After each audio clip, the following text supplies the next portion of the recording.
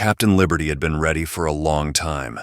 His name had been different once, but he had torn up his passport and burned it, along with a worthless past that did not reflect the great mission that had fallen to his lot. No government in the world now knew where he was or what he was preparing for, and that was his strength. A month ago, he'd even found an agent in a local diner, successfully disguised as a fat, goofy senior manager. Captain Liberty could spot them after he'd escaped from that hellish alien den they called a mental institution. He suspected that there were not only indoctrinated agents but even the true aliens, but he couldn't get proof of it because they were well hidden behind the doors with signs like "Psychiatrist on duty." But Captain Liberty managed to escape. A great mission awaited him, to save the Earth from enslavement, or worse. The signs led him to a remote corner of the Carpathian Mountains where no one had lived for a long time. Captain Liberty would never have believed that anyone could live in such a place, but the ruins of a small village spoke for themselves. Or perhaps the inhabitants of this village had fallen victim to a previous failed invasion. Who knows? Who knows? He hadn't had time to dig through the houses and read the livestock ads in the yellowed scraps of century-old newspapers to get accurate information. But that wasn't so important now. The data from the horse races was the finishing touch on the big picture he'd started to put together 2 years ago. Crumpled pizza wrappers, parking tickets, obscene graffiti in public toilets, everything fit the pattern. Everything pointed to the fact that the decisive moment was about to come. And it would happen right here and now at sunset near an abandoned Carpathian village. The first invasion ship is arriving. Captain Liberty knew that the aliens had secretly made contact with some governments. No, he didn't have any proven information, he just knew it must be so. It was inconvenient to act only through secret agents. The aliens would probably pretend to be kind and all-knowing and offer some tempting carrots to the governments of influential countries to allow them access to their resources in exchange. The carrot always comes first. The stick is taken out of the coffers later, when the natives are already properly tamed. Captain Liberty took binoculars out of his backpack and, hiding behind a bush of blackthorns near a large moss-covered boulder, began to study the surroundings. Aha! Here come the government agents. 3 big black jeeps with tinted windows parked at the edge of the only large flat area. This must have been where all the villagers used to gather for their simple festivities. Beside the jeep stood people, 3 in black suits, just like in the movies, and several special forces men bulging with armor, ultra-modern weapons and equipment. Captain Liberty grinned gloatingly. Your bling won't help you. You're facing something you can't handle this time. It's all on his, Captain Liberty's, shoulders again. He quickly remembered his plan for creating the resistance. He could, of course, simply mine the site and blow up the invaders along with the government agents, but that would do nothing. The first ship would be followed by more, and it wasn't certain that Captain Liberty would be able to figure out where the new contact will occur, or that he would be able to get that close. And he had to see everything with his own eyes, or no one would believe him, just as they hadn't so far despite the overwhelming body of evidence he'd cited to back up his words. Idiots. They couldn't even decipher the secret messages in the background noise of the lunar mission's broadcasts, and they didn't want to listen to him. Suddenly, Captain Liberty felt a deep vibration, for a few seconds penetrating the very depths of his body. He leaned his cheek against the warm, rough surface of the boulder. The granite vibrated too. Then the air seemed to push Captain Liberty backward, pressing him against the rocky ground for a moment, and immediately everything went quiet. Captain Liberty looked up and saw a golden dot in the dark blue sky, which began to rapidly increase in size, turning into a regularly shaped polygon. They have arrived. Captain Liberty frantically opened his backpack and pulled out a special device that allowed him to hear conversations over a long distance. He had stolen it from... Well, it was better not to think about it. The men in black could have informants everywhere, not to mention alien agents. Captain Liberty had suspected from the beginning that the aliens were particularly interested in people's thinking, and that the IQ tests were designed by their agents to make it easier to sort the slaves according to their level of intelligence. The dumber ones would be put to hard labor. and the smarter ones. The ship appeared to be surprisingly small. However, Captain Liberty already had a rough schematics of such ships in his archive. He drew this information mostly from iridescent gasoline and oil splashes in puddles. It was amazing how accurately they reported the parameters of starships of various races. Undoubtedly a major security breach for the aliens. It was a small multi-purpose scout of a race with an unpronounceable name. The same race that was going to enslave them all. The ship descended quickly and almost silently and dropped smoothly to the pad. Not a breeze, not even a puff of hot air from the nozzles. Anti-gravity, of course. The stock exchange reports for the year of 1963 were accurate. How fortunate that Captain Liberty had quickly found the key to deciphering the technical information hidden in them. A slit formed in the side of the ship, and immediately a ramp lowered gently to the grass. The 4 aliens came out. As far as Captain Liberty knew, it was the entire crew of the Scout. Damn creatures, how self-righteous they are. They don't give a rat's ass about the poor government agents whom they themselves had probably fooled during the negotiations. However, not all lost. It was impossible to influence directly on the human brain through the space distances, and even on Earth this requires special equipment. Damn! Captain Liberty slammed his fist on the thorny grass in despair. None of the humans and aliens below had spoken a word yet, and the situation was already getting hopeless. Following the aliens, olive-colored, long, skinny humanoids with 3 fingers on their hands and noseless faces, down the ramp slided an anti-gravitational platform carrying the machine that Captain Liberty dreaded the most. He hoped, after all, that the invaders wouldn't start with the worst of it, that they would pretend they were going to negotiate to begin with. It was a mind extractor. Captain Liberty stared in despair at what was happening some 80 feet away from him. The first time he had seen the mind extractor and its operating principles was in the stale urine on the floor of the mental facility, where the alien agents had put him so that he would not try to bring the truth to the government and society.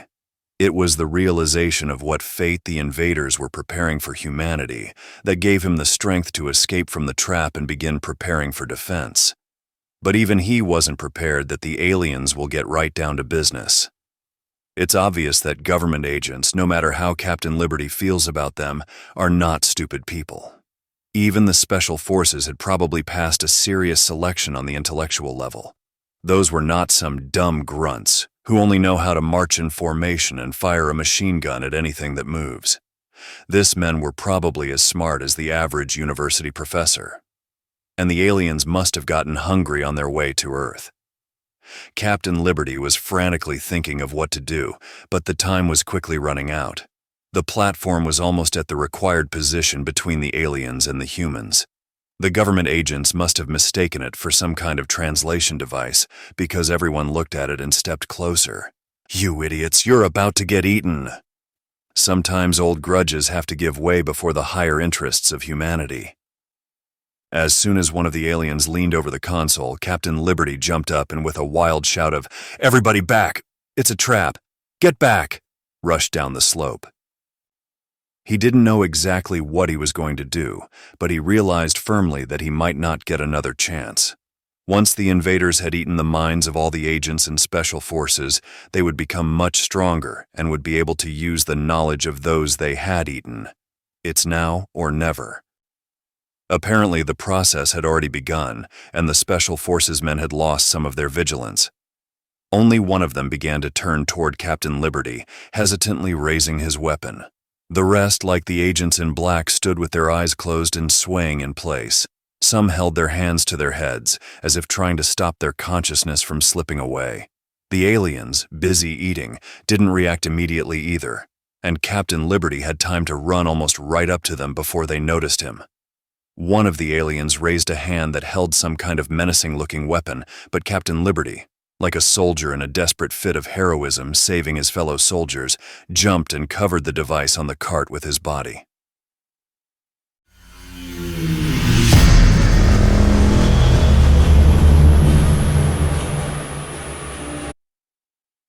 An elderly gray-haired man of sturdy build and with obvious traces of military habits sighed and looked at his younger affiliate. So this is the legendary Captain Liberty? He pointed to one of the screens on the wall. The screen showed a camera mounted somewhere on the wall of a small room with only a bunk bolted to the floor, a sink with a faucet, and a steel toilet without a lid in the corner.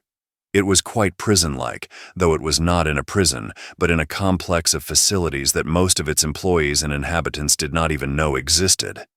On the bunk sat a completely unremarkable man. He looked to be about 40 years old, and his appearance was so unimpressive that even the gray robe he wore looked provocative. Scarce blonde hair, the face of a man of the crowd that you forget 3 seconds after you see it. Slumped shoulders, a small tummy, fingers with gnawed nails. The epitome of unassuming. The man sat still on the bunk with his hands on his knees and only occasionally glanced at the door, as if he expected the soldiers to come for him and lead him to execution. A lunatic on an international scale who had tormented secret agencies and psychiatrists of 6 countries with his statements and antics. A man who had escaped from 2 prisons and 3 hospitals, the last of which was a top-security psychiatric institution for incurable maniacs. The older man shook his head. I've seen pictures and videos from his previous time. All the walls, floor, and ceiling were covered with his wild delusions, and Captain Liberty never stopped for a second. It was like he had a goddamn thermonuclear perpetual motion machine inside him instead of a heart and kidneys. Did you know he'd managed to break into a secret NSA base and steal a bunch of equipment? When the young man shook his head, the older man looked at the screen again. Are you sure this is the same person? Biologically, yes, he's been fingerprinted so many times, registered by DNA, retinal scans, and who knows what else, it's impossible to be wrong. Biologically, explain. The young man put a folder on the table next to the older man. Here are the results of the interrogations. It's pretty much the same, so I've only put together a brief summary. His name is Patrick Topalski. Lives in Tallinn, in a 3-room apartment on Pie Street. The exact address is not important. Married, 2 children, an older boy and a younger girl. Very fond of his Labrador dog. Works as a forwarding agent in a small company producing furniture. Never played any sports but loves to watch basketball, always votes for reformists. The older man raised his eyebrows. And how does all this fit with breaking into a secret NSA base and showing up at an ATI agency operation? Did he take a vacation for this or used his parental leave? Those are all details from his real life 15 years ago, before he went crazy and became Captain Liberty, after the incident at the, botched alien threat interdiction agency operation. All this 15 years of mayhem vaporized. He regularly asks if he can call his wife. She'll be worried he's been late at work. He paused. They've been divorced for 14 years after he tried to lock his family in a makeshift bunker and landed in rehab for the first time. The older man shook his head once more. Bloody hell. Or maybe he's playing us for a fool. I've heard psychos can be very convincing. No way. Different methods were used during the interrogations, you know. Pentothal. That and something stronger from the NSA arsenal. I think they were trying to get even for break-in. Though to no avail. It's Patrick in that cell. Captain Liberty is gone. The elderly man nodded and shifted his gaze to the other screens. On them were the aliens captured unconscious in the Carpathians. Now one of them was banging his sloping forehead evenly against the padded wall of the cell. The other was standing motionless on all fours with his long neck twisted so that his 3-eyed face was staring almost directly at the ceiling. The elderly man shuddered. Creepy. The remaining 2 were sitting on the floor and playing with elusive speed some incredibly complicated version of rooks, occasionally uttering guttural exclamations of excitement. This was how all 4 of them had been behaving for more than a week, without even the slightest change and without interrupting even for some sleep. How are the agents who were hit doing? The older man asked. Not bad, mostly. The head of the operation is the worst case. He was the closest, but his memory is coming back, and he almost stopped stuttering. It's unlikely that he'll be able to beat world chess champions on a regular basis like he used to, but the irreparable loss of IQ isn't that big. 20 points at most. The elderly man grinned unhappily. I know some pretty good people who would be turned into idiots by such margin." He paused. "You know what? It looks like Captain Liberty should be rewarded." The young man stared at him dumbfounded. "With all due respect, General, sir." The old man stopped him with a raised palm. "No ranks, please, and no names. We are no longer in the active service. We are advisors for a super-secret international organization now. Bloody extraterrestrials. Because of their damn conspiracy, I now ought to shovel this crap instead of retirement. Anyway, I think it's pretty clear what happened. Captain Liberty died in defense of humanity. Of course, no one can ever know about it. I think we all should agree on that, but we are obliged to give him some sort of commendation, posthumously, and provide some kind of peaceful life for this poor man, his former vessel." The older man nodded at the screen with the frightened Patrick. "See if there's any way we can make contact with his old family. Come up with a suitable story. Coma, amnesia. Well, you know better than me." The young one nodded. "Yes, sir." His hand jerked to salute, but he stopped himself mid-move and pretended to adjust his jacket, and the older man pretended not to notice. "But can you please tell what happened there?" The gray-haired man smiled and pointed his finger at the aliens. "Have you even read Captain Liberty's letters? They feed on the intelligence of sentient beings, and this time they were to have humanity for dinner. And it made them like this?" The elderly man leaned back in his chair tiredly and closed his eyes dreamily. "You know, before I was dragged all the way here, I was relaxing at my forest lodge. It's such a serene feeling in the deep forests. I love to go mushroom picking. Do you like mushrooms?" "No." "Pity, it's fun and the mushrooms are tasty. Anyway, experienced mushroom hunters know the first rule. Never put in the basket, and certainly do not eat mushrooms, in the edibility of which you are not sure." The young man froze in place with his mouth open in amazement. "So the older man grinned. "Yes, they ate his mind and poisoned themselves. You know, poisonous mushrooms can be very bright and colorful, and you can't find brains any more picturesque than Captain Liberty's. They spit out all the foul-tasted remains, though, and now we've got poor Patrick in our cell, scared to death and confused." The young man nodded, digesting what he had heard, and took a step toward the door but suddenly turned around. "But this was only the first ship," he said. "There will be more. Captain Liberty wrote about it, and the scientists have already begun to extract information from the ship." The gray-haired man shrugged.